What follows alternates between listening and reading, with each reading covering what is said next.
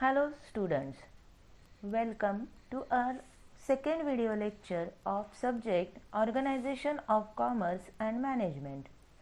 I am Professor A.G. Sabre from Residential Junior College, Ahmednagar, and now we are discussing another two economic activities, profession and employment through this video lecture. So, let us start. In the last video lecture, we learned different human activities classified as non-economic activities and economic activities. The economic activities are those activities which are done for earning money. Through them, we already learned the business. Now, let us discuss the next economic activity, that is profession. Students, when we fall sick, where do we go? Yes, we go to doctor for medical treatment. See another examples. When we need any legal advice, we go to an advocate. When we need any financial advice, we reach to chartered accountant's office and we take advice from them and pays some charges to them. Here we can't purchase anything, but we pay charges to that specific person. Why we go to advocate only for legal advice and no any other place? Yes, because an advocate has taken that specified education and knowledge which will help to solve the legal matters. Students, this is called as a profession. Profession is that part of economic activity under which a person uses his knowledge and special skill to render services for earning some income. For being a professional, a person has to acquire certain knowledge, formal education and training. A person practicing a profession is called as a professional. For example, doctor, lawyer, architect, chartered accountants, etc. Let us discuss some features of profession. Number 1. Aim. Being an economic activity, every profession is practiced for earning money. By providing services to their clients and solving their problems, the professional earns money. That means rendering services and earning money are the basic aim of profession. Second feature, qualification. For practicing as a professional, one should have to acquire specific education and qualifications. Each profession has a certain set of body of knowledge. This knowledge has to be acquired only by systematic and formal training. A person who does not have prescribed knowledge, education and skill cannot practice a profession. Number 3. Financial returns. A professional offers his expert service in exchange of fees. Fees are the monetary returns or income of a professional. See students, doctor asks us about our health problem and after examining he prescribed some medicines and we pay fees for his service.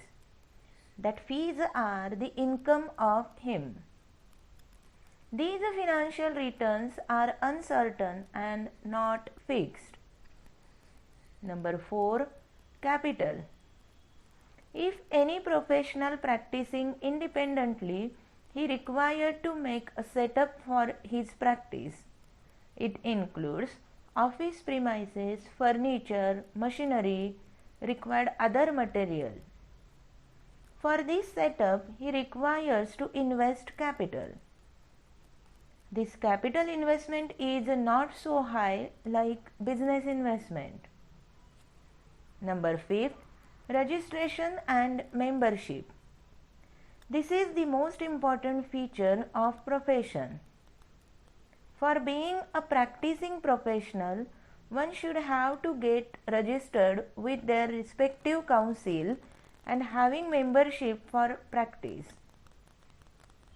In case of lawyer, Bar Council of India, Indian Medical Council for doctors, ICAI for chartered accountants are working as respective councils. After completing specified education, the professional should have to get himself registered and then only he can work as a professional. Number 6. Non-transferability. Profession requires specific education and knowledge. Therefore, it cannot be transferred to any other person or legal heir of practicing professional. For example, a doctor cannot transfer his clinic or his practice to his son who has not completed education in medical faculty. Number 7. Nature of work. Profession involves rendering expert services on the basis of formal education and training in exchange of fees. For example, a professional fashion designer designs a dress and accepts money in exchange of his expert service.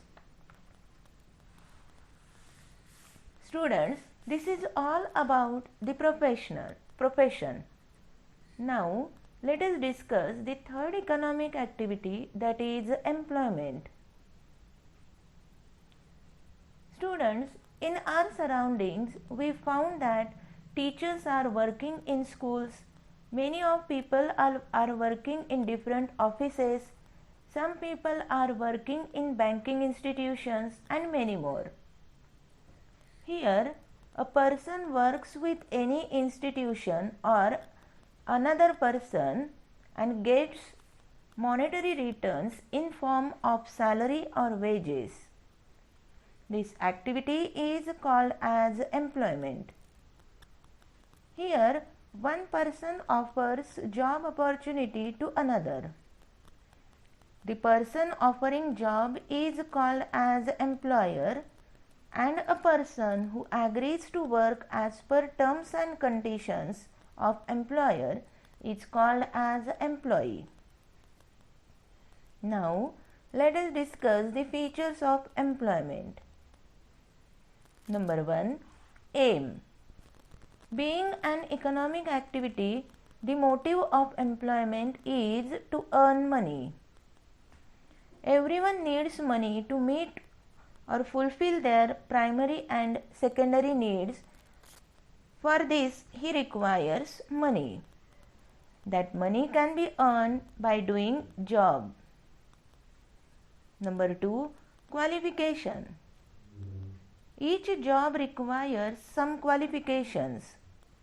For skilled job, some specific qualifications are required. For example, for teacher's job, for job of nurse, it requires specific qualification.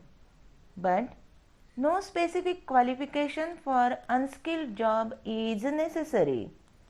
For example, job of office boy, job of salesman, etc. Number 3. Monetary returns.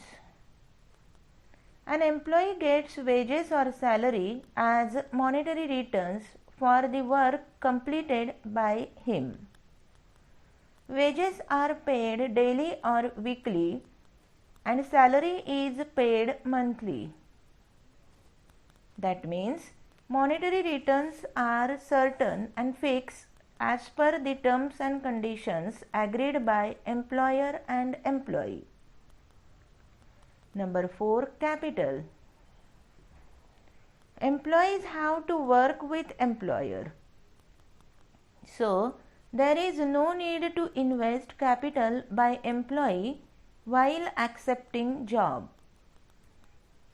Employer provides all necessary material, infrastructure, equipments to their employees to work on it. Number 5, registration. There is no need to register employment. Every employee has to follow the rules and regulations mentioned in the contract of employment. Number 6, non-transferability. Every employment is an independent contract which is non-transferable. Employment cannot be transferred from one person to another. For example, if a clerk retires, then he cannot transfer his job to his son. Next, number 7, nature of work.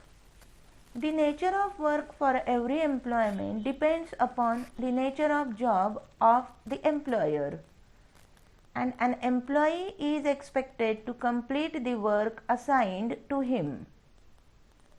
For example, the nature of work of teacher is different than the nature of work of a bank clerk. As per their job, every employee have to complete his assigned work. Students, today through this video lecture we learned two economic activities, that is profession and employment, with their features. In the next video lecture we will be learning the concept of business in detail through its objectives. Hope you understood it well. Thank you. Stay home and study from home safely.